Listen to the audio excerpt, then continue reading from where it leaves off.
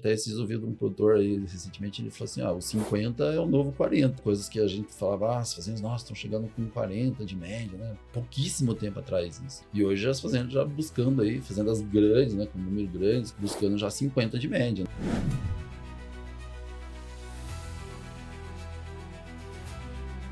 Tá muito mais visível essa questão aí de que o intestino é o segundo cérebro. E ele tem essa nomenclatura de segundo cérebro porque ele produz hormônios que afetam o teu comportamento, né? Vamos colocar assim, são hormônios que são do bem-estar animal e da felicidade.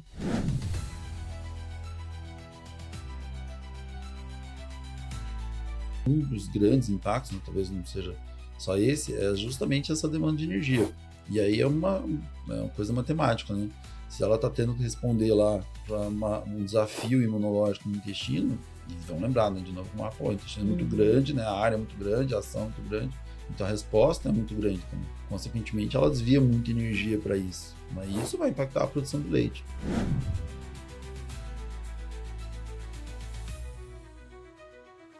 Primeira coisa que o animal passa quando você tem algum tipo de inflamação, principalmente intestinal, é queda de consumo. Por instinto, natureza do animal, e por o intestino ser o segundo cérebro, ele manda sinais pro cérebro, assim, diminui teu consumo aqui, porque tem alguma coisa que tá errada aqui e eu não sei o que é.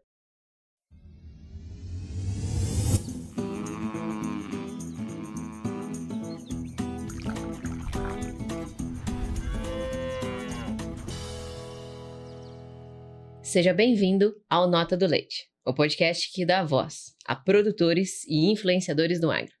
Eu sou a Jéssica Quirino. E se você ainda não é inscrito no nosso canal, se inscreve aí agora. Isso vai ajudar a impulsionar o agro brasileiro para outros patamares. E hoje eu estou com o professor André Ostlense. Pela segunda vez, né, professor? Pela segunda vez. Aí sim. Bom sinal, né? Ótimo sinal. E estou também com o Rafael Teixeira da Silva. Rafael, seja bem-vindo ao Nota do Leite. Obrigado, agradeço. Professor, vamos fazer um convite então para o pessoal? Vamos lá. Para quem não escutou o podcast com o professor André Ostlense, o episódio 12+1, ele conta a história dele e a gente bateu um papo muito legal sobre nutrição, né, professor? Sim. Vejam lá, pessoal, acho que fica muito legal se puder assistir, acho que... E economiza o nosso tempo aqui, né? A gente vai mais objetivo. E ficou um episódio leve e que a gente legal. Conseguiu trabalhar vários assuntos, né, professor?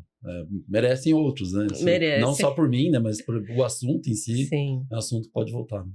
Com certeza, mas vamos focar no Rafael hoje. Com certeza, estamos aqui para isso. Rafael, conta um pouquinho da sua história para nós, né? Qual a sua formação, qual foi a sua trajetória aí? Tá bom. Primeiro, olá a todos, né? Técnicos, produtores de leite e todos que gostam do assunto, né? E estão escutando aqui com a gente. Agradecer a Jéssica, é uma honra estar aqui do lado do professor. Aí há muitos anos que eu conheço, né? Colaborando aí, passando por conhecimento, aprendendo aqui também com os dois aí, tá?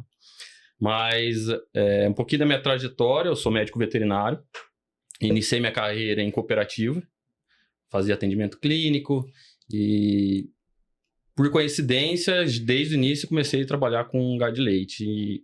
E na cooperativa, a cooperativa tinha um programa na época que trabalhava muito a questão de qualidade de leite. Então, a gente, na época, ainda tinha muito aqueles tanques comunitários, que um produtor de leite, às vezes, estragava a qualidade do leite dos outros. Então, a gente trabalhava muito na consciência da comunidade, né? Fazia parte de clínica, né? E nessa necessidade de melhorar o aprendizado, melhorar o meu atendimento clínico, eu acabei fazendo uma pós-graduação voltada para a clínica de ruminantes, né? E desde o início trabalhando na questão de bovino, mais focado em bovino de leite. Né?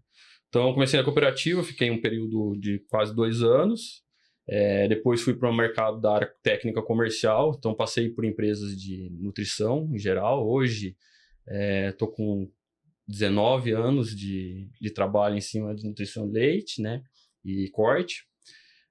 Nessas empresas, desde a área de suplementos minerais e aditivos. Na maior parte da minha carreira, eu trabalhei em empresas de aditivos. Então, sempre focando em aditivos que vinham para o Brasil de uma maneira, assim, como posso dizer, como novidade para o Brasil. Então, lá em 2010, trabalhei numa empresa que trouxe aditivo à colina. Na época se falava muito pouco, né, na parte de transição. a parte de aminoácidos protegido para ruminante, então a gente trabalhava muito a questão de conceitos, o que era, como trabalhar, e moldei minha carreira inteira em cima da parte de aditivos. Hoje, estou na frente da Phytobiotics, que é uma empresa de aditivos. O foco dela é aditivo fitogênico, aditivo produtos naturais, né? E, mais uma vez, entrando com alguns conceitos novos no mercado, né? Que trabalhar, algumas coisas, alguns assuntos que não são novos, mas virou de maior importância de um tempo para cá, né? Então, mais uma vez, trabalhando com não só trabalhar o aditivo, mas trabalhar o problema e levantar esse tipo de problema, né? Então, tenho aí uma experiência prática, comercial e técnica muito grande ao longo da minha carreira. Que bacana, Rafael. Parabéns pela trajetória. Obrigado. E queria também até reforçar o nosso obrigada, porque quando a gente iniciou o projeto, né, eu e a Velise iniciamos o projeto, a gente foi atrás de empresas parceiras que acreditassem em impulsionar o agro. E a Phytobiotics é uma das patrocinadoras oficiais aí do Nota do Leite, tá? É uma empresa parceira e é uma empresa que faz muita pesquisa e, ao mesmo tempo, acredita muito nessa divulgação do agro, em dar voz a produtores, em dar voz a técnicos. Então, fica aqui o nosso agradecimento pela parceria e por estar aqui hoje. Obrigado, eu que agradeço. É o que você falou, assim, eu acho que dentro da história da Phytobiotics, né, é uma coisa que ela preza muito, a divulgação da informação. Então, assim, não é falar de produtos, mas sim levantar a informação, né, que, consequentemente, depois que você levanta a informação, é muito mais fácil você trabalhar algum tipo de aditivo. Né? Então, é levantar discussão com pesquisa, com professores, né? A gente tem parceria com alguns consultores, pesquisadores, né? Então, com certeza, esse é o nosso objetivo. E hoje a gente vai falar bastante de saúde intestinal, né? Mas, e será que se a gente estivesse fazendo esse episódio há 3, 5 anos atrás, o tema não seria saúde ruminal? Provavelmente. Acho que sim, né? Saúde intestinal é bem recente, né? Assim, para mim é uma coisa mais recente, vou colocar aí dos últimos 5 anos aí, né? Não sei, professor.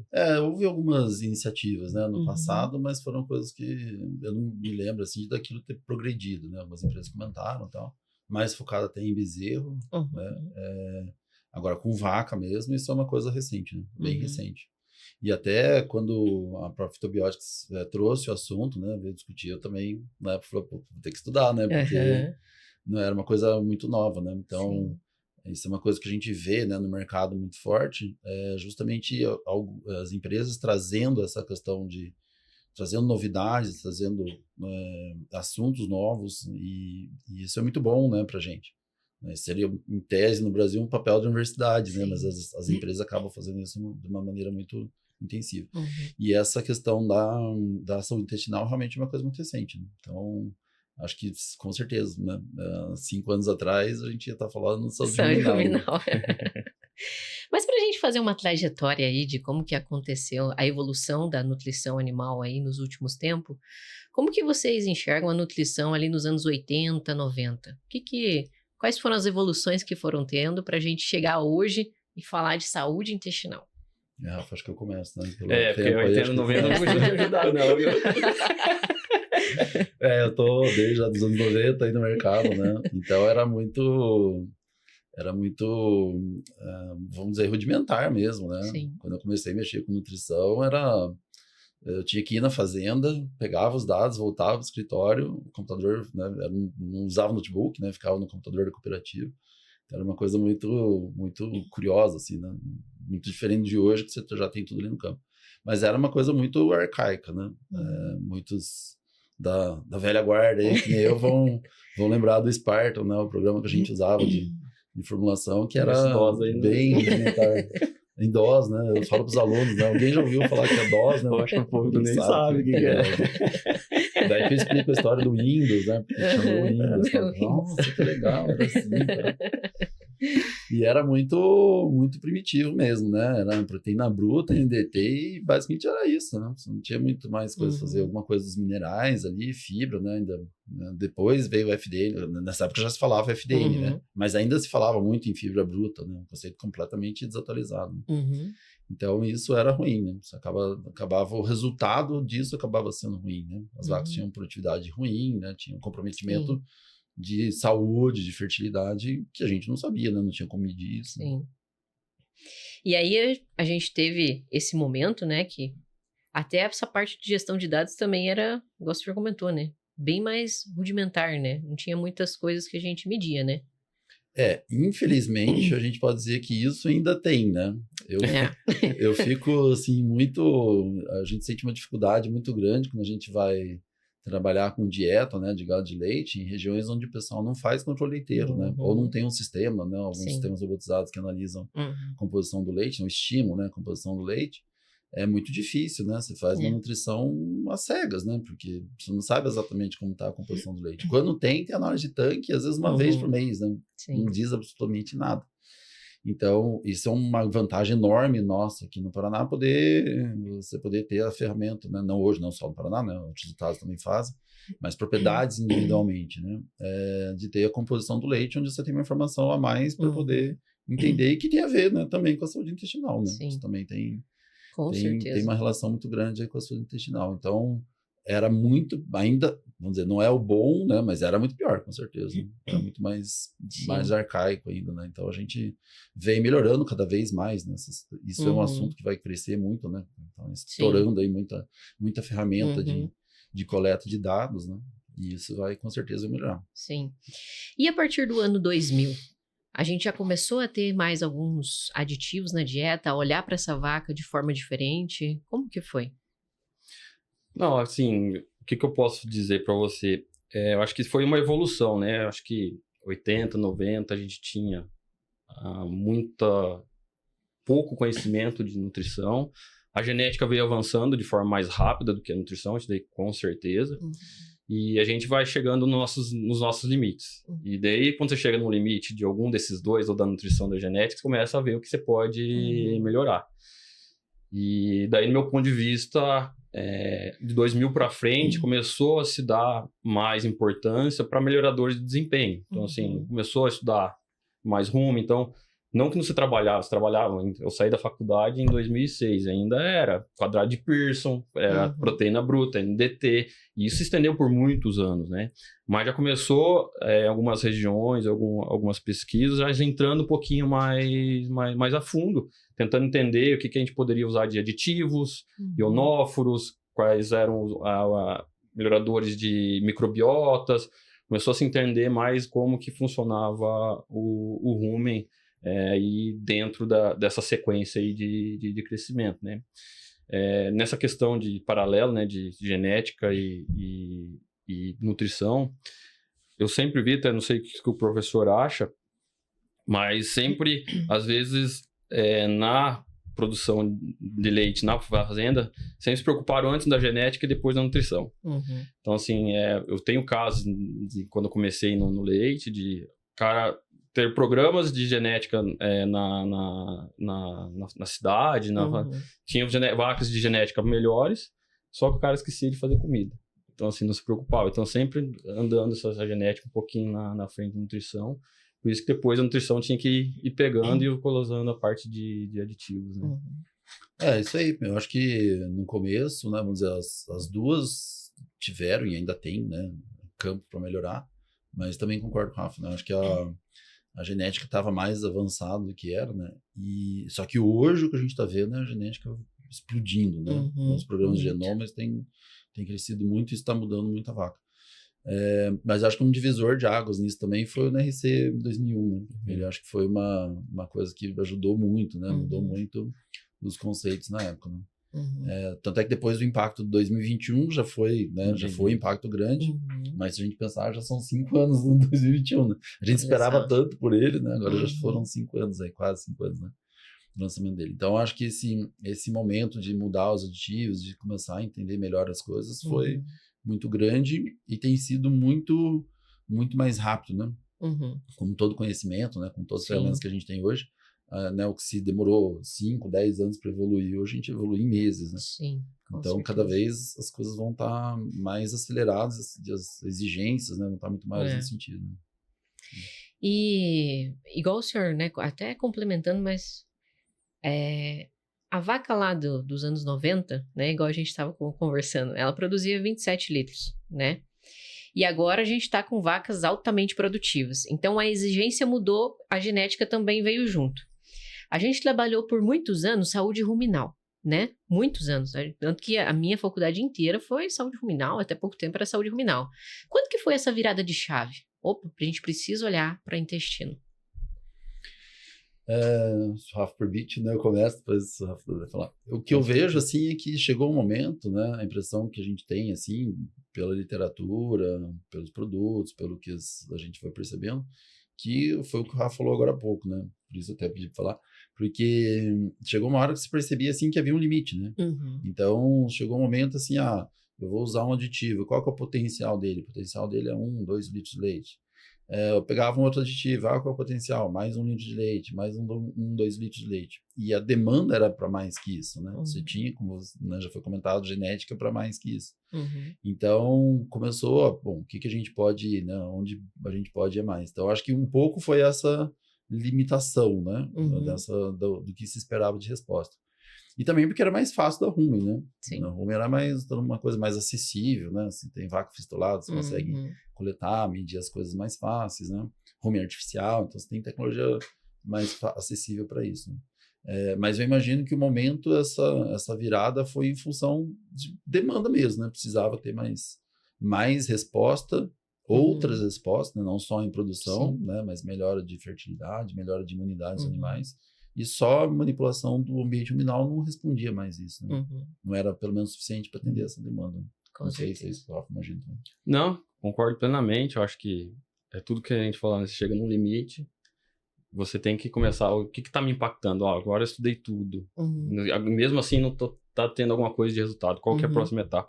E eu acho que isso é uma etapa natural, porque o que o ruminante tem de diferente do monogástrico? O monogástrico começou a estudar intestino muito antes. E por que a gente não gastou energia com isso? Porque a gente tinha que entender o rumen. E a primeira parte de digestão ali é rumen. E quando você faz nutrição para ruminantes, os nutricionistas monogástricos me desculpem, né? Mas é uma coisa muito... que você depende muito de ciência ali dentro, que você tem que entender de um micro-organismo, você vai alimentar uma microbiota, para depois essa microbiota alimentar o animal, né? Então é muito mais complexo. Então o fator rumen precisava, eu acho que no seu tempo devido, ser estudado. Entender como que ele funcionava, para depois sim você ir nos afinamentos, né? Começamos com proteína bruta, hoje nós estamos falando de proteína digestível, aminoácidos, então a gente vai afunilando, a gente vai achando os limites e vai afunilando. Então, depois que a gente descobriu, a gente já conhece rumen, está aprendendo ainda, mas já conhece muito mais do que conhece 20 anos atrás. E entende as suas limitações, agora o que me prejudica? Vamos uma etapa para frente, né? Então, assim, agora qual que é a parte? E daí agora está se descobrindo que o impacto do intestino é muito maior do que se imaginava. Então, por isso que agora tem que se estudar para ver esse impacto aí, porque hoje está limitando muitas vezes a produção dessa vaca de alta produção. Né? Hora de conhecer quem está conosco nessa jornada pelo futuro da pecuária e agro brasileiro. Phytobiotics, Ouro Fino, Baumann, Lely, Dairy Up, Azeclin, Hanskamp, Salmix, Hanlelac, Delaval, Cooperativa Castriolanda, Cooperativa Frisia e Grupo Masters do Leite. Estas marcas acreditam no poder da pecuária e estão impulsionando junto conosco o agro brasileiro para outros patamares. Se você também quer impulsionar a pecuária e o agro brasileiro, siga, curta e compartilhe esse episódio. Vamos fortalecer juntos essa rede que transforma o campo. E assim, uma pergunta mas vocês imaginam que a vaca dos anos, 2000, 90, também sofria algo intestinal, mas a gente não estava olhando para isso? Eu acredito que, vamos dizer assim, diferentes, mas sofriam. Acho que diferentes proporções, mas sofriam, né? Isso daí desde que a gente começou a fazer vacas ser produtiva de leite para não somente criar a prole dela, a gente começou a mudar, independentemente da concentração mas assim, você pegou um animal que comia só forragem e começou a adicionar proporções diferentes, mas naquela época era o limitante dessa vaca. Então assim, sofria, às vezes os impactos que eram vistos, porque não se media, tudo que você não mede, você não tem. Então tem muita coisa que a gente não sabia, que não media. Poderia ser impactos menores, mas eu acredito que sim, antigamente já tinha esse impacto, né? E uma coisa que é animador, assim, pra gente, né? Seja em que elo da cadeia você esteja, é muito animador, que a gente tá vendo que cada vez mais, né? Eu faço sempre com os alunos uma analogia de um carro, né? Então, antigamente você tinha um Fusca, né, tranquilo, né? Você ia, buraco, ia embora. Mas não tinha ar-condicionado, né? Zero digital, não tinha nada. Então era muito limitado, né? Hoje não, né? Você não vai pegar um carro hoje, né? Todo tecnológico aí para ficar andando chutado na estrada de chão, né? Não dá, ele não aguenta isso, né? Então a vaca também tá ficando assim, né? Ela tá ficando muito exigente. E aí coisas que antigamente ela suportava, né? Ela aguentava, ou a gente não, né? Como você falou, a gente não media, o impacto era menor, hoje não, né? A gente até se ouviu de um produtor aí recentemente, ele falou assim, o 50 é o novo 40, né? Então, né, coisas que a gente falava, as fazendas, nossa, estão chegando com 40 de média, né? Pouquíssimo tempo atrás isso, né? E hoje as fazendas já buscando aí, fazendas grandes, né, com número grandes, buscando já 50 de média, né? Então, essa vaca é muito mais exigente, né? Essa vaca não tolera mais o desaforo que aquela vaca lá do passado aguentava, né? Eu acho que quanto mais você chega no limite, mais a beira do precipício fica na frente, né? Então, vamos dizer assim, para fazer... Eu gosto de fazer uma analogia sempre, né? Que a gente fala de atletas de alto desempenho, né? Os atletas de alto desempenho, muitas vezes, estão no seu limite. Se você for ver o pós-carreira deles, geralmente, esses atletas de alto desempenho são tudo ferrado, né? Com lesão, problema metabólico, porque passou uma fase que ele exigiu demais. E essa vaca também de alto desempenho, ela tá sempre na beira do precipício. Então, assim, qualquer erro que você sai do caminho, ela cai no precipício. Então, assim, a tua atenção tem que ser muito, muito maior, né? Muito maior. E os desafios são muito maiores também, né? Porque a gente, como o Rafa falou, né? Se uma vaca não pasta, um sistema semi-confinado, né? Então, o desafio imunitário dela também era muito menor, né? Sim. Então, ela tinha uma condição mais tranquila. Hoje não, né? Tem uma alta taxa de lutação, você tem uma exigência da vaca, né? Metabolismo muito mais acelerado, né?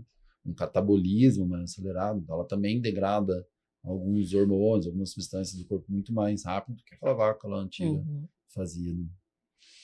E a gente sabe que o intestino, ele é um dos principais órgãos ali de absorção, né? E o que vem tendo de descoberta que colocou agora a saúde intestinal em evidência nos últimos anos? Começa. Então, eu acho que um ponto importante ali é entender, assim, que o intestino, né, a gente sempre olhou, para mim, uma das novidades, entre aspas, né, não é novidade, a gente já sabia disso, mas a gente não tinha noção da amplitude. Que a gente olha o intestino como um órgão do processo digestório por si só, mas eu acho que uma das mudanças é justamente para entender os outros papéis dele, né? Seja o papel na produção de hormônio no intestino delgado, principalmente, ele é extremamente importante na produção de alguns hormônios que regulam o consumo, né?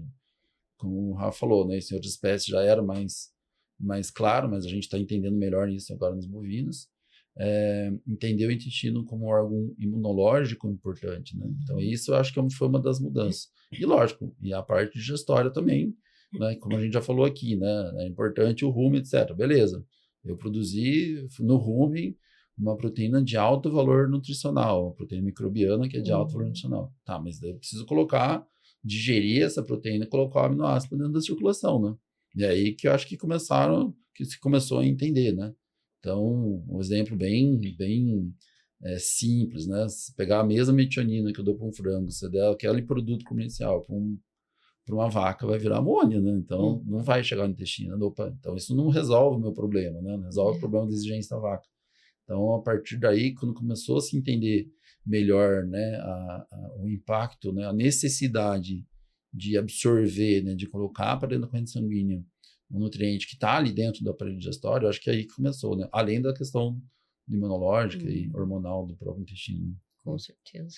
Eu acho que você entendeu o intestino como um papel muito mais importante, né? A gente até, na medicina humana até hoje, está muito mais visível essa questão aí de que o intestino é o segundo cérebro, certo? E ele tem essa nomenclatura de segundo cérebro porque ele produz hormônios que afetam o teu comportamento, né?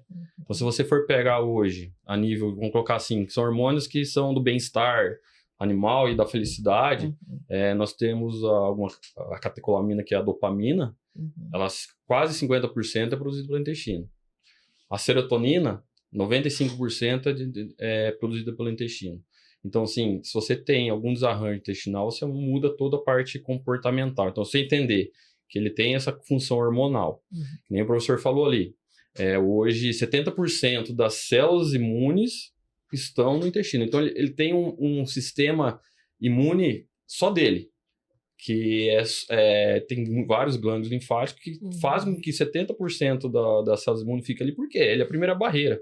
Então, assim, além dele... Você imagina o complexo que é o intestino.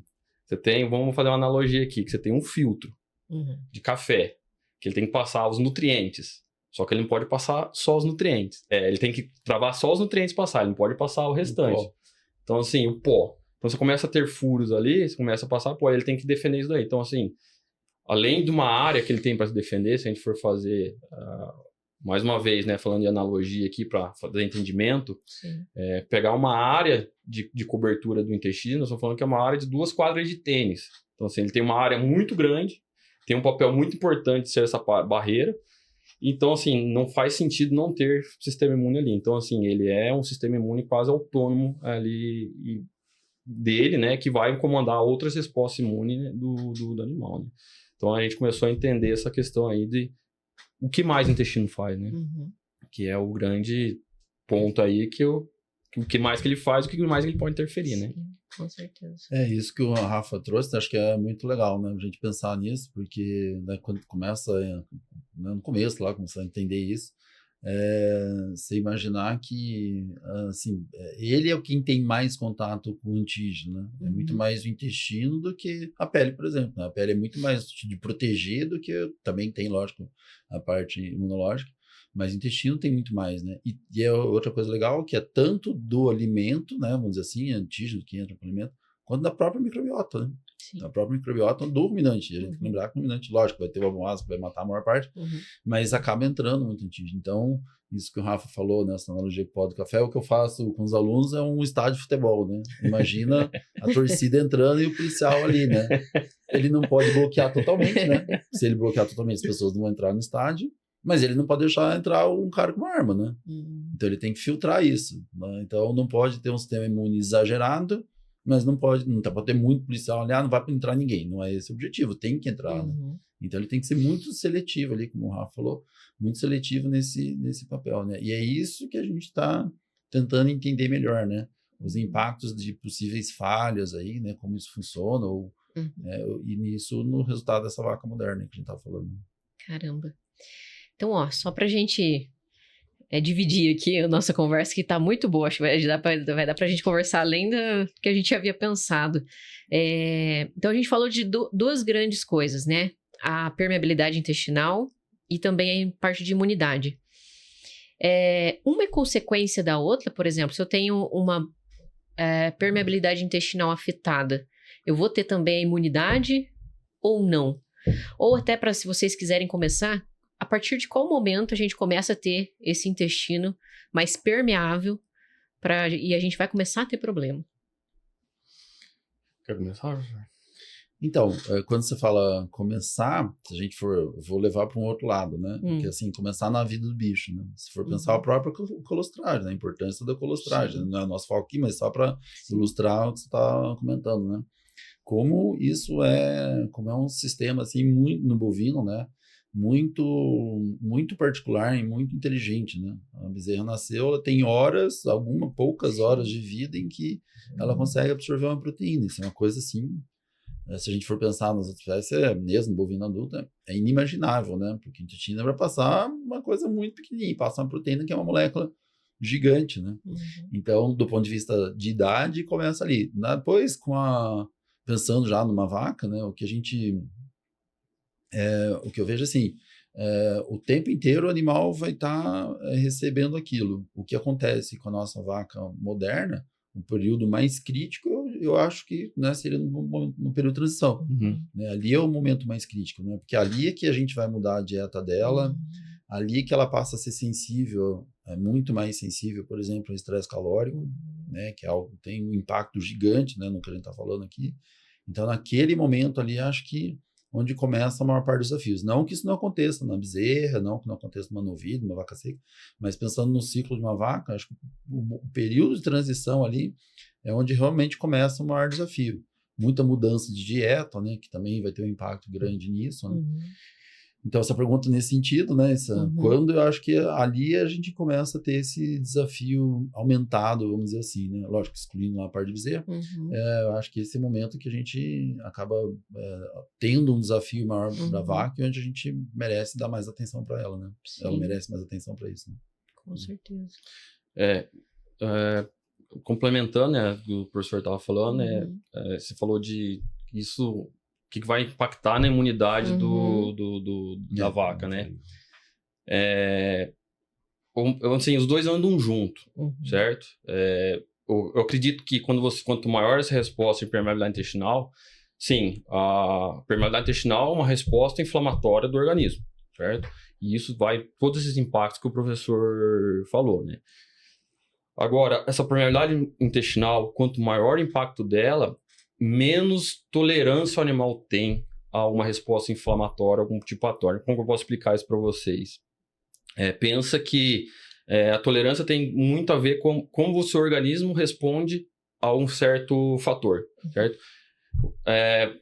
Tentando fazer uma comparação, né? Por que você, às vezes, desencadeia uma alergia a alguma certa coisa que você não tem durante a vida? Por algum desbalanço imunológico que você teve ali, a tua tolerância àquilo lá foi aumentada, em caso extremo, você desencadeou uma inflamação do que você não deveria desencadear. Então, quando você tem um aumento de permeabilidade intestinal, você tem produção de citocina inflamatória a nível sistêmico, você aumenta essa capacidade de inflamação sistêmica no animal, e ele fica muito mais reativo a qualquer tipo de inflamação, a qualquer tipo de... Então, assim, a nocividade da inflamação é muito maior. E essa nocividade pode impactar até na resolução do problema, certo? Vamos imaginar que nós tivemos, infelizmente, aí, no passado, problemas de Covid, né? Foi uma pandemia mundial aí. Eu gosto sempre de citar para tentar entender o que é essa tolerância. Por que certas pessoas precisavam ser entubadas?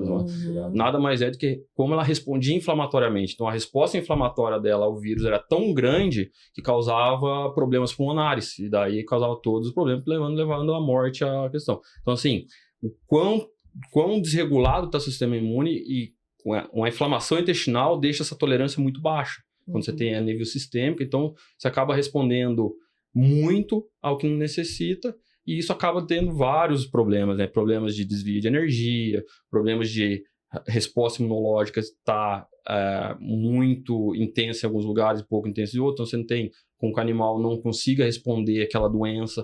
Então, tratamentos recorrentes, né? Essa questão. Então, eu posso dizer sim que as duas andam juntas, né? Não posso associar mas assim, ela andam juntas nessa questão de imunidade. Que bacana. E assim, ó, para quem está escutando a gente, fala assim, nossa, né, a gente estudou rumen, eu trabalhei muito rumen aqui na minha propriedade, e aí agora chega a parte de saúde intestinal. Tem alguns parâmetros para a gente medir isso no dia a dia? Ou são através de vários pontos que vem acontecendo na propriedade e que eu preciso dar atenção à saúde intestinal? Esse é um ponto. Isso é difícil. Dentro daquilo que a gente estava... Se o Rafa permite, né? Com certeza. Dentro daquilo que a gente estava falando de medir, eu acho que esse é um desafio, né? Assim, a gente... quem está na pesquisa, as empresas, enfim, né? Desenvolver métodos para melhorar esse diagnóstico que a gente tem, né? Para a gente entender melhor o impacto disso, né? Hoje a gente... não tem coisas assim muito medidas diretas, né? Não tem uma métrica direta daquilo, né? A gente acaba se orientando por outras coisas, né?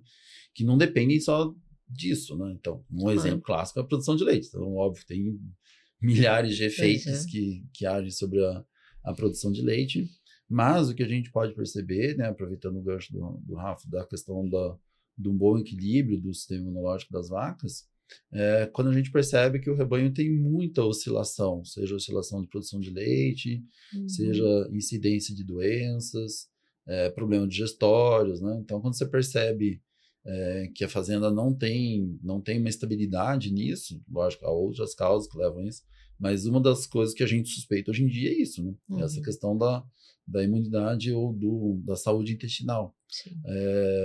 Porque o que a gente normalmente tenta ver, né? É o acompanhamento da produção de leite, da composição do leite, é importante, dessa estabilidade disso, né? Não basta ter uma produtividade boa dentro do sistema de produção que você quer, mas que isso seja o mais estável possível, né? E isso é outra coisa que vem melhorando também nos últimos anos, mas a gente ainda observa fazendas, por exemplo, que no verão o gap, né, a diferença de produção entre o verão e o inverno é muito grande, né? E às vezes são fazendas que têm uma estrutura de resfriamento, de comportamento, de conforto térmico das vacas melhor, mas mesmo assim você ainda observa um gap. E tem fazendas que nessa diferença é muito menor. De novo, tem muitos fatores que influenciam.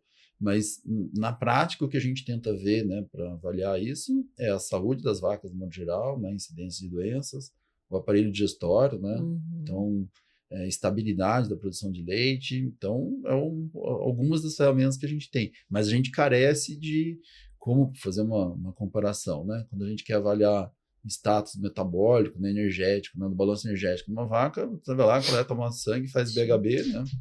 Então faz o beta-hidroxibutirado tirado, você tem uma medida direta muito fácil disso. E hoje acho que a gente não tem isso ainda, né? Isso prático, comercial, né? Para a vaca, a gente ainda não tem esse tipo de diagnóstico, né? Que eu acredito que, né, e espero que em breve tenha para a gente ter uma medida mais direta. Né? Até uma pergunta que eu faço, né, professor, porque assim, hoje, a nível experimental, a gente tem como medir isso daí, a gente mede muito proteína inflamatória, né? Então, assim, hoje as duas principais que eu tenho visto trabalhar, a aptoglobina e a amiloide sérica A. Agora, isso levar a nível de fazenda é muito complexo, né? Porque a gente vai ter que fazer manejo com o animal, às vezes não pega todo o rebanho, né? Eu concordo com o professor na questão, assim, de o que a gente pode fazer tudo secundário. Então, assim, com a importância na fazenda você ter índices a seguir. Então, qual que é o seu índice de saúde, de mastite, qual que é o seu índice? E quando você tiver oscilação, você vai vendo que tem algum problema de saúde, né, ali dentro da fazenda. Eu acho que esse, do meu ponto de vista, hoje é o principal fator. Hoje tem colares que medem ruminação, tempo de ócio do animal, tempo se alimentando. Então, são alguns indicadores que podem levar que você está tendo algum problema. Só que isso não é um problema só, né? São vários problemas. Mas é uma pergunta para o professor. Será que nessa evolução a gente vai pegar e fazer com que essas medições vão ser aplicáveis em grande escala, ou a gente vai mais para um lado de inteligência artificial para começar a interpretar mais esses índices que a gente tem, para você fazer mais medicina de rebanho e não pegar e ficar travando o animal, porque BHB hoje, algumas fazendas, está sendo em desuso. Então, foi um ponto muito bom que deu para a gente entender, mas hoje está sendo desuso. Então, assim, por quê? Tem que fazer manejo com o animal, tem que prender. Então, será que essa parte, nós estamos evoluindo tanto na inteligência artificial, né? Será que isso aí pode ser o futuro de pegar esses dados que tem do colar, chip, índices de que você quer na fazenda e te dar um diagnóstico ali de, você está com o animal mais inflamado ou não? Eu acredito que isso a tendência é que isso melhore. A gente observa cada vez mais, né, Rafa, que os produtores a gente vê cada vez mais resistência em você ficar furando vaca, né? Se ficar falando, vou fazer alguma coisa, a gente tenta fazer, né, experimento, avaliação em fazenda comercial. Isso é uma coisa na universidade, a gente acaba tendo um pouco mais de liberdade para fazer isso, mas em fazenda comercial a gente percebe que o pessoal não quer, né? Quanto menos mexer com a vaca hoje, melhor. Então a tendência é que saiam novas ferramentas para fazer isso, e com certeza a IA vai entrar nisso, né, pesadamente, mas eu tô falando quase com um leigo nessa história, né? Mas assim, o que a gente vê, os colares estão melhorando muito, né? Os colares de ruminação estão melhorando muito, bolos, né? Então, tá tendo uma experiência agora com bolos intrarruminal, óbvio que não é para um número grande de animais, você coloca alguns animais sentinela, mas eles estão com uma precisão de informação assim muito boa, né? Os próprios sistemas de ordenha, né? No caso, a ordenha robotizada facilita isso, mas não precisa necessariamente ser robotizado. também com algumas ferramentas, né, para análise dos dados dos animais, né? Então, eu acho que isso vai crescer muito. Para chegar a nível de doença inflamatória, ainda, né, tem um desafio grande, tem um caminho longo a fazer. Mas pela importância, pela necessidade, eu acho que isso vai acabar aparecendo, né?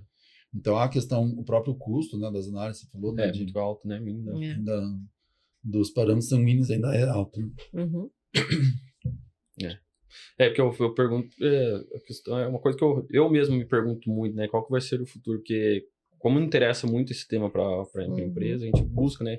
Como é que eu vou medir esse status inflamatório da fazenda? Porque a gente trabalha com um produto hoje que ele tem uma variação de dosagem conforme o seu desafio, né? Mas hoje medir esse desafio é complicado. Lógico, tem alguns indicadores, score de fezes, você vai ver que pode levar índices reprodutivas, células somáticas, mastite, né? Eu acho que mastite hoje é um índice pós-parto que te dá um cenário muito grande já de como está a saúde do teu rebanho, né? Então, fertilidade, né? É outro que é usado muito tempo aí já. Então, assim, são alguns parâmetros que você tem que ter esses índices na fazenda, do que é o teu ideal. E se você estiver muito longe daquilo lá, é você investigar que provavelmente você deve estar com um problema inflamatório, provavelmente, às vezes, ir para o lado de permeabilidade intestinal, né? Alguma coisa desse sentido. É difícil, mas, assim, são algumas coisas que podem te levar, né? E aí, aqui a gente mencionou algumas, né, até baixa queda de produção, CCS elevada, mas qual que é o impacto, né? O que mais que isso vai impactar nessa vaca inflamada? Então, eu acho que assim, o principal impacto, né, o Rafa comentou atrás lá, e eu acho que vale a pena a gente voltar e trazer isso, que é uma coisa, por exemplo, que a avicultura já mensurou isso há muito tempo, né? Que é o desvio de energia que a vaca tem, né? A gente não tem essa ideia, existem alguns trabalhos que avaliam isso indiretamente, né? Eles avaliam indiretamente isso, mas a gente não tem ideia, né, do impacto que isso é, né? A vaca precisa de muito sistema imunológico, ele é um sistema que demanda muita energia, muita aminoácidos, né? Porque, lógico, ele precisa produzir proteína, né? Basicamente, os anticorpos, né? Proteínas inflamatórias, enfim, são proteínas. Então, ele tem uma demanda muito grande. E a gente não...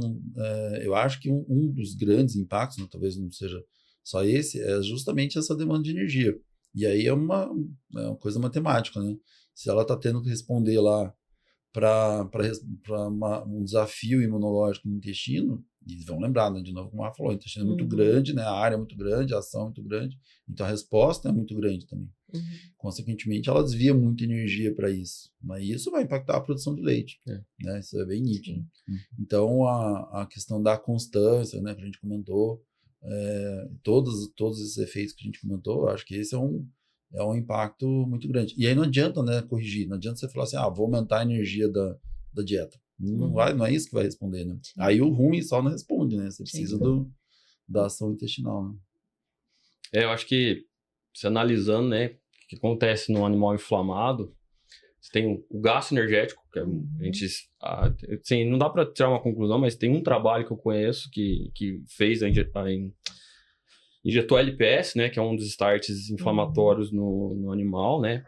E nesse trabalho a conclusão foi que quando você tem um animal que está inflamado, ele tem um gasto a mais de 1 kg de glicose a cada 12 horas, certo?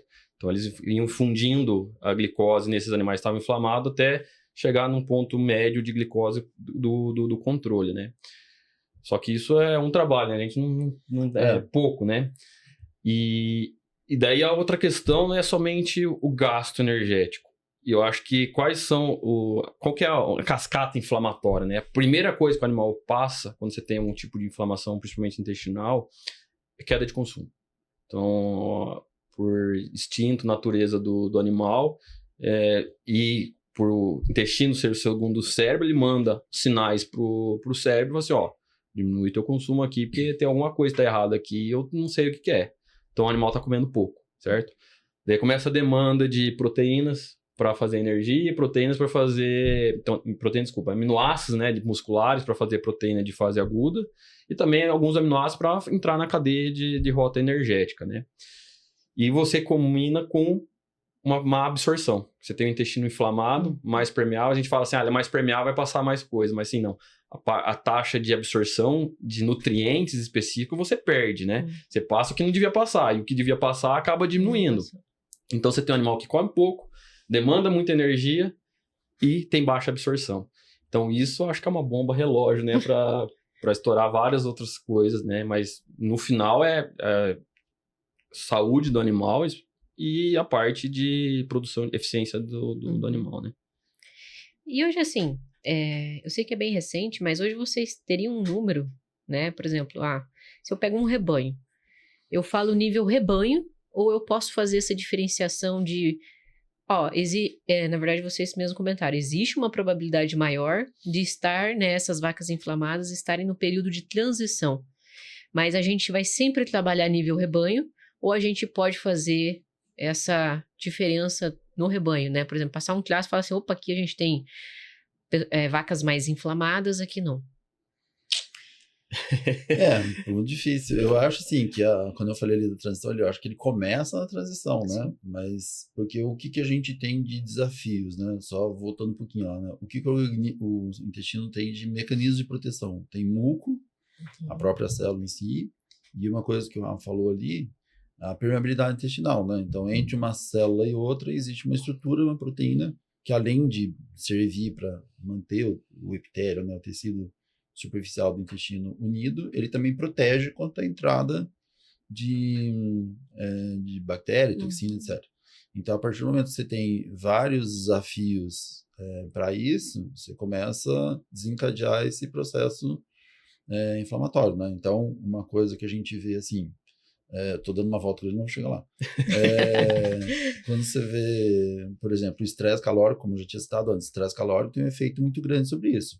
A alteração de dieta tem um efeito muito grande sobre isso, né? Então, você pega lá uma vaca recém-parida, saiu do lote, vamos supor que a fazenda tem um lote de pós-parto, saiu do pós-parto, for para um lote de alta, você está alterando a dieta. Dependendo da forma como você faz isso, você pode ter indivíduos acometidos, né? Agora entrando na resposta mesmo, ou você pode ter o problema de rebanho mesmo, né?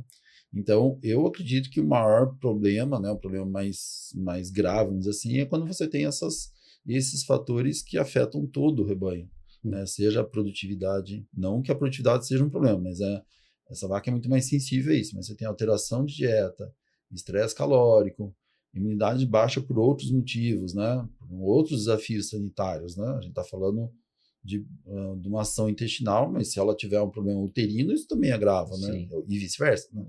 Um problema intestinal também pode influenciar no útero. Então, quando você tem todos esse conjunto de dados, eu imagino que o problema seja muito mais de rebanho do que problema individual. Claro, pode ter problemas individuais, sim, mas do ponto de vista econômico, do ponto de vista daquela conversa do diagnóstico, é muito mais a questão rebanho do que o problema individual, né? Eu acho que uma que a gente tem que colocar na cabeça, que toda vaca inflama. Se você for pegar fisiologicamente, o processo do parto é uma reação inflamatória. Certo? Então, você tem liberação de cortisol, vai começar a fazer... O cortisol é um hormônio extremamente importante para a inflamação. Então, transição, geralmente pós-parto ali, todo animal vai estar inflamado. Todo animal vai estar inflamado. Fisiológico, né? Fisiologicamente. Ela a própria expulsão de placenta, você tem que ter o sistema inflamatório ali para fazer a expulsão ativado. Produção de leite que sai da produção, entre aspas, zero de colostro para uma produção elevada, então você tem uma carga inflamatória em glândula mamária. Então, mobilização do tecido adiposo. Exato. Então, assim, mobilização do tecido adiposo é uma inflamação. Você tem que colocar na tua cabeça que todo animal seu vai estar inflamado. Então, é problema de rebanho. E outra, você tem esses outros problemas que você tem durante toda a sua produção de leite. Até nós fizemos um workshop, acho que foi no ano passado, professor? Ano passado. E sobre inflamação, né? O professor participou dando palestra para nós lá. E um dos temas que são dietas inflamatórias.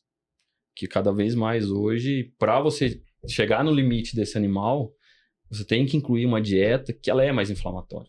Então, assim, taxa de passagem aumentou, a parte de amido na dieta sempre mais elevada, e isso vai fazer o quê? Que passe mais amido para nível intestinal, tenha uma fermentação. Isso qual fase da vida? Vai ter fases mais críticas, menos críticas? Sim, mas você vai ter isso durante toda a fase de lactação e ela vai estar tendo que lidar com isso daí. Então, hoje eu posso dizer assim que, inicialmente, todo animal entra em inflamação. O que vai diferenciar é quanto tempo ele vai ficar inflamado. Até tem os dados que animal que inflamar mais que 72 horas, ele já é um problema. A inflamação tem que acontecer, só que ela tem que ser resolvida em 72 horas.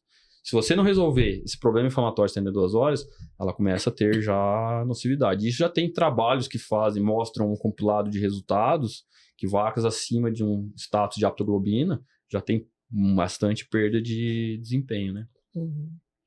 Isso é importante, né? A inflamação é um processo fisiológico, Sim. né? Ela tem que ter nessa fase. O que a gente não quer é que isso seja prolongado. exagerado em termos de intensidade, nem muito prolongado. Uhum. Então, mas a partir dali ela vai estar suscetível a isso. Né? Sim. E quanto mais desafiada essa vaca, né? Não necessariamente só uma vaca de alta produção, né? Não. Se pensar uma vaca de média produtividade, mas está exposta a um clima muito desfavorável, né? Calor na nossa dia a dia, calor, barro, esse tipo de coisa. Tudo isso é um fator de risco, né, para ela. Sim. E aí volta a questão do problema de rebanho, né? Não vai ter uma vaca no barro, vai estar todo mundo no barro. Né? Vai ter todas. E quando a gente fala de saúde de úbere, a gente tem vários fatores que levam ao aumento de CCS, por exemplo. Então a gente tem higiene, a gente tem bactérias, né? A gente tem ordenha, fator ordenha, a gente tem fator, às vezes, até pessoas. E aí a gente sabe também que agora a gente tem o fator, né? Intestino. E eu lembro quando saiu um dos primeiros artigos que eu fui ler, porque estava relacionado à parte de qualidade do leite, e assim, era mais um ponto para a gente dar essa atenção. Mas eu queria que vocês explicassem para o pessoal como que isso acontece? Como que a gente tem essas mastites agora gastroentéricas aí, que a gente tem que se preocupar com elas, porque elas estão de fato impactando na CCS, né? E às vezes a gente fica preocupado com outros fatores e esquece do principal, né? Acho que um ponto aí que a gente assim, começou a dar mais importância, primeiro porque começou a aumentar o tipo de diagnóstico em fazenda, certo? Então começou a fazer essa cultura em fazenda e viu-se que algumas culturas, quando você tinha um problema de CCS elevada, mastite subclínica, vamos fazer cultura, não crescia nada. Então assim, eu acho que, não sei, me corrija se estiver errado, mas 30% dessas culturas dava negativo. E aí, o que você tem? Então começa a investigar. E daí começaram a investigar de onde que está vindo isso, por que está vindo. Daí se sabe hoje que quando você aumenta a permeabilidade intestinal, você aumenta a absorção de endotoxinas, né? E essas endotoxinas começam a entrar na corrente sanguínea e começam a produzir uma inflamação sistêmica. E o intestino, ele já tem alguns estudos de eixos, né? Isso humano muito mais elevado, e hoje nós falamos de eixo intestino-pulmão, eixo intestino-pele, intestino-cérebro e intestino-glândula mamária. Porque nós estamos falando de dois filtros, entre aspas. Você tem o filtro do intestino, nós estamos falando que são as células que estão ali para filtrar, passar somente os nutrientes, e você tem o filtro da glândula mamária, que está ali para tirar a parte do sangue e formar o leite. E se você tem impacto de LPS dentro dessa permeabilidade intestinal, por que você não teria esse impacto na glândula mamária? Então, esses estudos vieram vendo qual que era o impacto. E hoje já tem, recente, isso daí, acho que foi em 2024, lançaram essa questão de eixo, intestino, glândula mamária. Que eles encontraram, realmente, quando você tem alteração da permeabilidade intestinal, aumento de absorção de LPS, se você sai de uma inflamação local e começa a ir para uma inflamação sistêmica, você tem essa mesma alteração em alvéolo de glândula mamária. Então, você tem mais LPS entrando para a glândula mamária, você tem mais endotoxina entrando para a glândula mamária, mais bactéria que pode sair do intestino e ir para a corrente sanguínea. E isso também é um caso que... Por que vai para a glândula mamária? Porque se você for ver o fluxo de glândula mamária, é muito grande. Estamos falando de 400, 500 litros para produzir um litro de leite, onde é o maior fluxo. Então, você tem fígado e tem glândula mamária que tem um fluxo muito grande. Então, é natural que, se você tem alguma coisa na corrente sanguínea, passe mais tempo. Então, isso leva a um aumento de células somáticas. Então, assim, neutrófilos, principalmente, que vão estar agindo contra esses essa primeira defesa do animal, vão estar entrando para a glândula mamária. Então, você acaba tendo um aumento de CCS sem, às vezes, estar ou não um patógeno envolvido, né? E isso acaba dando... Se você tem alteração dessa permeabilidade, desse filtro, o que acontece? Acaba prejudicando a produção de leite, né? Então, você tem queda aí de produção de leite, né? E esse animal continuamente tem uma elevação de CCS. Agora, pela legislação, né, cada vez mais apertando essa questão de CCS, é uma preocupação. Então, não é somente preocupação com a vaca, é preocupação com o bolso do produtor. Claro. Porque se tiver CCS elevada e estiver perdendo, hoje tem alguns lugares que fazem pagamento de leite em cima do CCS e às vezes penaliza se você não tiver uma CCS. Hoje dá um bônus sobre isso daí, né? Isso deixa menos dinheiro no bolso do produtor. Então, você tem impacto econômico, impacto da vaca, né? E a gente, às vezes, tem que entender, né? Porque não é, tudo é... Não é tudo. Mas se você tem, investigue. Porque pode ser que você tenha uma CCS ali que é elevado por causa disso daí, né? E nesse ponto, né, o Rafa colocou muito bem, o que a gente imagina, né? Porque é sempre essa dúvida, né? Mas, pô, como que vai influenciar lá? Então, quando você tem um desafio, né, do intestino inflamado, né, da inflamação no modo geral, você tem ativação de todo o sistema imune. Então, às vezes, um desafio pequeno na glândula mamária, né, caberia um aumento pequeno de célula somática, ela responde de maneira exagerada, porque o sistema imune está ativado, ou está, vamos dizer, exacerbado. Então, uma pequena resposta acaba sendo muito exagerado. E o que é importante, né? Se ela está respondendo, aumentando a célula somática, de novo, né? Vem aquela que a gente falou, a importância que isso está desviando muita energia da vaca, né? Então, dentro do que o Rafa falou, né? Essa preocupação com a indústria é importante, mas você, né, tem uma longa experiência também na qualidade do leite, que a gente sempre falou pro produtor, né? Eu brinco, né? A gente tem que alimentar a bactéria do rumen, né? Não do intestino, não da glândula mamária. Da glândula mamária. Porque a resposta, né, às vezes o produtor fala, mas a indústria não me remunera por CCS. Mas isso está te roubando muito dinheiro, né? Tá muito desvio de nutriente para aquilo ali, né? Então não é só... aquilo ali é um alerta, né? É uma luz vermelha no painel piscando com alarme gritando, tá errado, né? Tem algum problema aqui, né? Então, no começo, para entender, né, esse mecanismo do eixo, né, também, né, para você ler, estudar, enfim, entender como funciona, mas ele é perfeitamente cabível, né? Então, hoje tem isso, tá cada vez melhor documentado, né, a ser feito. E hoje, quando, nas propriedades que a gente atende, quando a gente pega essa diferença, né, de vacas com CCS acima de 200 e CCS abaixo de 200, ou seja, sadias e crônicas ou novas infectadas, a gente tem uma diferença, assim, de um rebanho bem controlado, né, de 3, 4 litros. Mas tem muito rebanho que a gente pega que a diferença chega a 7 litros. Mas será que essa diferença de produção, ela está vindo só do impacto da CCS, às vezes causada por agentes causadores de mastite, né? A gente não sabe.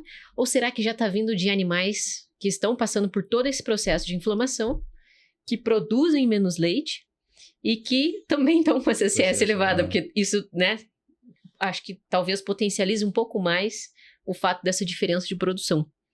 Então, medir isso também é algo que pode dar uma grande... um caminho para nós, né? Que o Rafa comentou ali, né, que é importante, esse efeito das proteínas de fase aguda, né, que a proteína quando tem o primeiro desafio sanitário, imunológico, tem um efeito grande sobre o fígado também. E aí você acaba comprometendo todo o metabolismo da vaca, né? Como ela falou, um órgão extremamente exigido, né? Então, se você tem né, o que poderia talvez explicar isso, né, seria a inibição do apetite. Né? O que o organismo entende? O problema está vindo via alimentação. Diminui a comida aí, porque o negócio tá entrando um problema junto, né? Na minha analogia lá do estádio, tá entrando gente que não devia entrar aí, ó. Então segura o povo aí na frente, né? Segura porque não é para entrar. O efeito sobre o fígado e o efeito direto do consumo de energia, de nutrientes, como a gente falou, né? Acho que isso pode explicar essas diferenças. Claro, né? Entrando nesse cenário, óbvio que existem outras coisas, né? Existe efeito de manejo, mas que esses efeitos de manejo também podem impactar ali, né? Quando você pensa, né? Você falou calórico e taxa de passagem. Então, se você tem um problema de fibra efetiva, né, mau manejo da fibra na dieta, a vaca está ruminando menos do que deveria, está indo alimento não digerido para frente, isso é um fator de risco, né? Isso é um fator predisponente ao processo inflamatório intestinal. Né?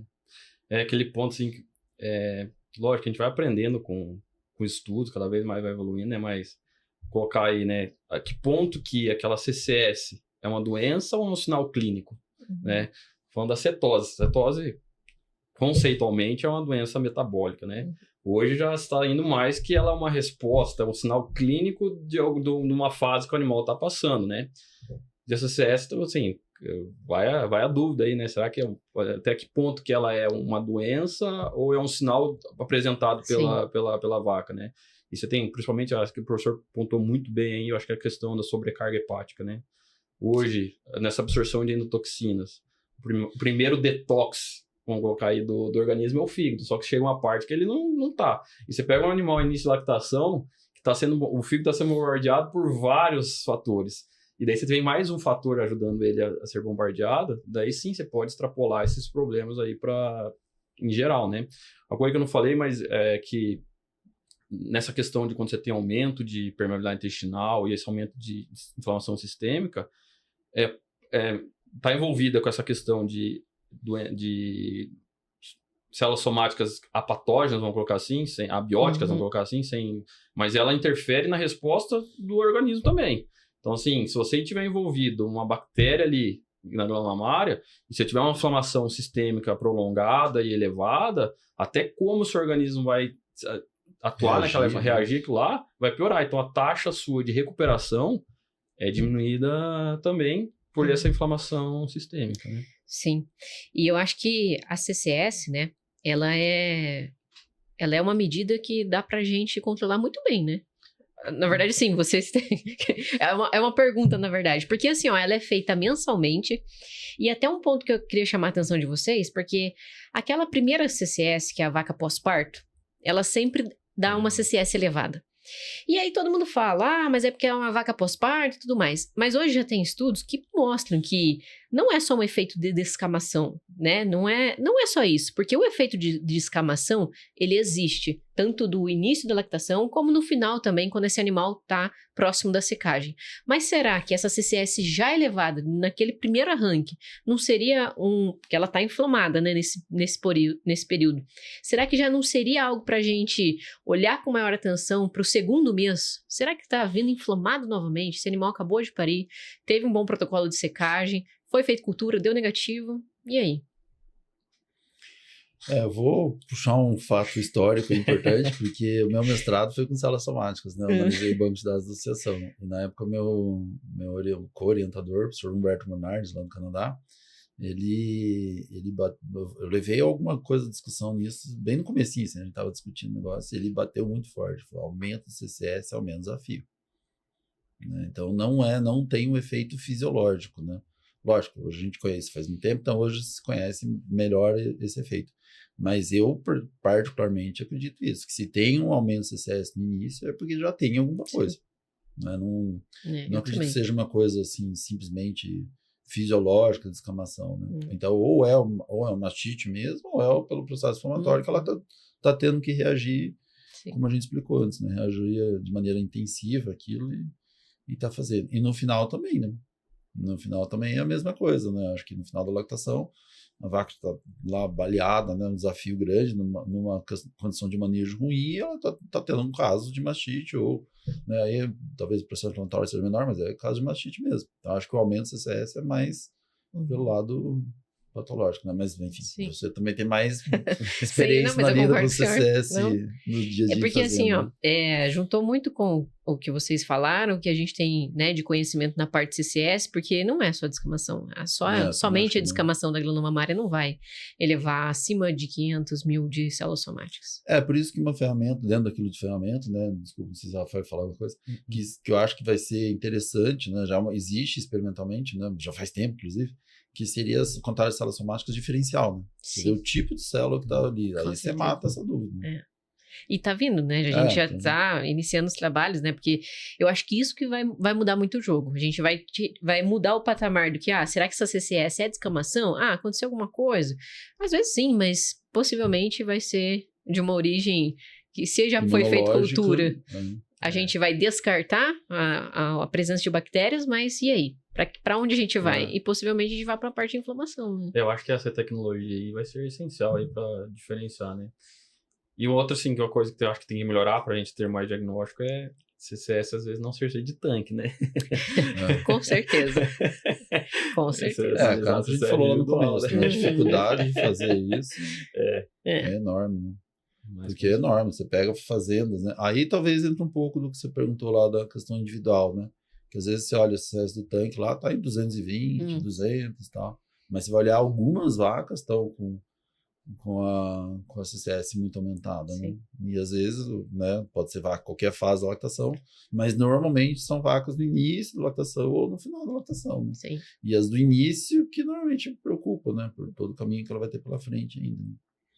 Então, eu acho que esse é um desafio enorme, né? Isso tinha que ser mais rigoroso. Algumas ferramentas têm, né? Alguns equipamentos de ordenha têm a possibilidade de analisar, mas isso ainda é um custo elevado, né? Já a nível de fazendas, já comercialmente já está disponível, análise salassomática ali no pé da vaca, mas ainda é uma tecnologia cara, né?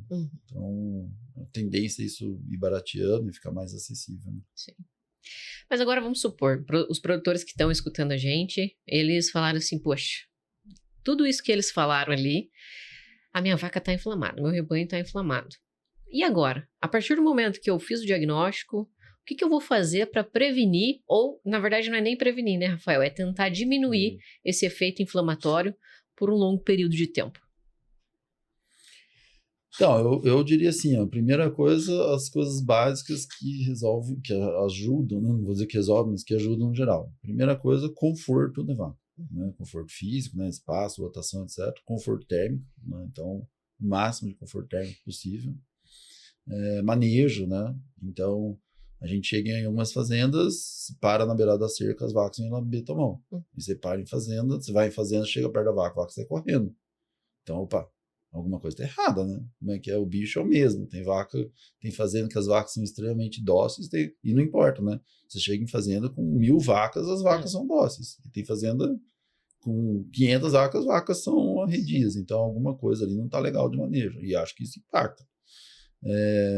Balanceamento de dieta, né? Então, a questão de fibra, né? Todo o manejo de cuidado na colheita do milho, né, para tamanho de partícula, enfim, processamento de grão, acho que isso é importante, né, toda essa questão do balanceamento de dieta. Acho que tudo isso são coisas ali, né, manejo, enfim, genética, né, então também vacas, né, você escolhe vaca, né, tem opção de touro aí para avaliação genética de score salassomático, acho que isso é um ponto importante. E o caminho hoje que são os aditivos, né? Acho que esse é um caminho natural que a gente está indo para aprimorar, né? Apesar de todas essas outras coisas, a gente vê fazendas caminhando para esse ajuste fino, né? Não vejo aditivo como remédio, não é isso, né? Eu tenho uma falha de manejo, uma dieta com fibra ruim, né? Picagem ruim da fibra, eu vou colocar para resolver. Não, acho que aí não é a indicação. Então, acho que esse é um caminho principal, né? Concordo. Para mim, como eu trabalho aditivo, eu falo assim, não, a resolução do seu problema é aditivo, mas é totalmente o contrário, né? Muito produtor acha que vai resolver o problema com algum aditivo milagroso, e não existe isso daí, tá? Eu acho que o básico tem que ser feito. Então, assim, manejo e dieta tem que estar redondo. E o aditivo, sim, ele é para vir te ajudar a complementar o seu resultado, né? Eu sempre falo, quanto mais você gasta, às vezes, de alguns aditivos, mais erro você está querendo tapar os olhos com a peneira, né? Porque você está empurrando para frente, você não está resolvendo o seu problema. Tem que ir lá no intrínseco e realmente usar os aditivos para te ajudar, e não para te querer o pó milagroso, né? Mascarar alguma coisa, né? Jogar para frente, né? Não, eu tenho esse problema, eu sei que eu tenho esse problema, eu vou colocar aditivo aqui. Não, então vamos ver qual que é a raiz do problema. Vamos acertar manejo, resfriamento, se fala muito hoje. Há muito tempo, resfriamento, ainda você tem muito erro de resfriamento, né? Desde a fase de construção de bezerro, para mim, hoje já não mais tanto, né? Mas ainda a própria criação do bezerro ainda é muito negligenciada, né? De como você faz essa criação. E isso você tem que pensar que ali é um investimento que vai 3, 4, 5 anos na sua propriedade que vai colher isso daí, né? Então, acho que primeiro acerta impacto de manejo, nutrição, né? Depois você vai, sim, hoje você tem muito aditivo, e como a gente está falando de saúde intestinal, tinha alguns aditivos que não eram usados para saúde intestinal, hoje como está o tema, já estão vendo o benefício da saúde intestinal, né? O aditivo que a gente trabalha, ele é específico para saúde intestinal, né? Modulação de inflamação, mas hoje você tem vários fatores, desde enzimas, adsorvente de toxinas, ionóforos, pré- e pós-bióticos em geral, sabe? Todos esses de maneiras diferentes vão ajudar na questão de saúde intestinal e mediar a inflamação, no caso, né? Anti-inflamatória no animal. Com certeza. Um outro ponto importante nisso, né, é o manejo sanitário, né? Programa de vacinação nas fazendas, né? Acho que há equipes boas no campo aí fazendo bons trabalhos, né? Muito bons nisso, né? De diagnóstico, de programa de vacinação, mas teve muita oportunidade no campo. Então, todo esse pacote, né? Então, numa propriedade que tem um problema sanitário qualquer, por uma falha de manejo de vacinação, né, vai ser difícil você ter uma resposta ótima com aditivo. Né? Então, se você tem um bom programa de diagnóstico de doença quando cabe, né? Quando couber isso. Claro. E vacinação, né? Tudo que a gente falou, e a questão do aditivo, eu acho que faz sentido. Né? Então, há vários, né? Como você falou, vários aditivos que estão sendo estudados para esse efeito, mas eu também não vejo assim como cereja do bolo, né? A última coisa, não, tem situações e situações, né? Depende do que você vai fazer, né? Depende da condição que está o rebanho, né? Um problema que a gente tem visto, né? Mesmo no momento difícil, né? Em momentos difíceis de preço do leite, as fazendas, as médias, grandes, ou as fazendas mais eficientes, dependendo do tamanho, elas estão crescendo, né? Então elas vão crescendo. Então você vai ter um problema de superlotação, né? Sim. E tem coisas que o produtor fala, eu não tenho como tirar vaca, né? Eu preciso trabalhar com uma lotação mais alta, né? Às vezes ele tem a condição dele, né? Então isso também se direciona a que tipo de medida você vai trabalhar, né? Com certeza. Eu acho que a gente vem evoluindo, né, nessa questão aí de fases do animal, quando você pode investir mais, né, fazer sempre falo, sempre é um ponto de equilíbrio, né? Você tem que ter equilíbrio ali, às vezes tem que apertar mais um passo, daí quando você tem que apertar mais um passo, você vai falar assim, eu vou ter que a colocar alguns aditivos para eu conseguir apertar esse passo, certo? Mas daí é uma coisa que você está consciente do que você está fazendo e às vezes é necessário você dar uma perda de passo. Justamente, você tem fase do leite, você tem mais... se você não for tão eficiente, você perde mais leite, né? Não, eu acho que você tem que ser eficiente sempre, né? Mas a gente vem mudando alguns tipos de manejo. Eu lembro, 2010, 2011, até um pouco antes, assim, a vaca lote pós-parto. Não existia. O lote pós-parto era... Ou você mandava a vaca para o lote de pior baixa, ou você mandava a vaca e aí ficava aquele alto. Né? Não tem problema em vaca pós-parto se eu coloco embaixo. Não, porque a vaca não está sendo exigida. Você não está tendo problema porque você não está produzindo leite. Agora, você joga lá de alta. Vai dar mais problema, porque ela está sendo mais exigida, né? Hoje já tem muitas fazendas já estão começando modo de pós, né? Então você tem adição de alguns aditivos. Então, se é uma fase que você sabe que vai ter que fazer manejos diferentes, né?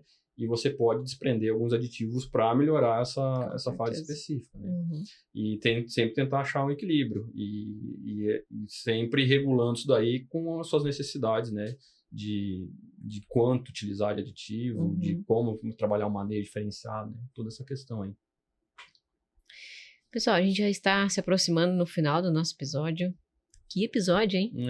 Acho que ficou bastante conhecimento para o pessoal, hein? Se o pessoal tinha alguma dúvida aí de questão de intestino, saúde intestinal, esse foi um episódio bem esclarecedor. Obrigada pela presença de vocês. E sempre ao final do episódio, a gente deixa para os convidados falarem uma frase, né? Seja uma frase da vida, uma frase do episódio, uma frase para somar aí para todos. Vamos lá, professor André? Vamos lá. Bom, antes da frase, agradecer, né, o convite mais uma vez. Muito obrigado, é uma oportunidade, um aprendizado com vocês mesmos, né? Vocês sempre trazem muita coisa pra gente. Eu sempre trazem desafio, né? Trazer o assunto, né? Novamente, eu fui ler, fui estudar, né? bastante isso. Agradeço ao Rafa pelo convite também, né, Fitobióticos, pela gentileza. E minha frase é aprender sempre, né? Isso é uma coisa que, quando começou a surgir esse assunto, eu imaginava assim, eu acho que eu sei já alguma coisa sobre isso, né? E aí, quando comecei a ler, vi que eu não sabia nada. Né? Então, assim, tá sempre disposto a aprender, a estudar, a entender melhor, porque os conceitos vão surgindo e a gente precisa estudar, não tem jeito, né? Você tem que aprender, tem que estudar. Então, estudar sempre, eu acho que serve para o técnico de campo, serve para o produtor, né? Para todo mundo que está envolvido com a cadeia do leite, aí acho que esse é um desafio que a gente tem no dia a dia. E não é fácil, né? Todo mundo tem uma vida corrida, né? Cheio de coisa a fazer, vida familiar, vida profissional. Então, se achar um tempinho para estudar, né? Cada vez você vai enfiando isso tudo no dia a dia, né? Sim. Na hora ali, parou, tá 15, 20 minutos antes de uma reunião, você vai lá, lê alguma coisa. Então, acho que esse era a ideia. Né? Muito obrigado. Ótimo. E aí, Rafael? Também queria agradecer aí, foi um prazer estar fazendo experiências diferentes, aprendendo aqui com vocês, né, trocando experiências de campo. E eu acho que para mim, vamos dizer assim, eu levo isso para minha vida pessoal, eu acho que isso tem que levar na sua vida profissional, em tudo que você for fazer na vida, é equilíbrio, certo? Achar um ponto de equilíbrio. E isso vai muito do que a gente discutiu aqui, né? Você achar um ponto de equilíbrio do animal, né? Até aonde ir, saber aonde ir, para você estar na beira do precipício ali, você não cair no precipício, né? A partir do ponto que você passa esse ponto de equilíbrio, você está no limbo do precipício, né? Sim. Então, eu acho que é uma mensagem que eu deixo para todos aqui, né? Encontre o ponto de equilíbrio dentro da sua produção, dentro do seu negócio e dentro da sua vida pessoal. Com certeza. Muito bom, muito obrigado. Pessoal, mais uma vez, muito obrigada. Acho que foi um episódio incrível, né? Mais uma vez, um agradecimento especial ao Fitobióticos por acreditar no projeto de dar voz aí a não só pesquisa, mas a produtores, a técnicos. Isso impulsiona cada vez mais o agronegócio brasileiro. Nossa, agradecer. Eu só uma coisinha, desculpa alongando um pouco, mas é um assunto que cabe mais, né? Depende da gente aqui, cabe muito mais, né? Tem muito mais coisa para ser discutido, né? Não, então, vai ter que ter mais algumas partes aí. Né? Exatamente. O assunto continua. Vamos funilando agora. Então, parabéns pela definição do tema, foi muito legal. Obrigada a vocês. Obrigado. E se você, assim como nós, também quer impulsionar o agro, siga, curta e compartilhe esse episódio. Isso ajuda a impulsionar cada vez mais o agronegócio brasileiro.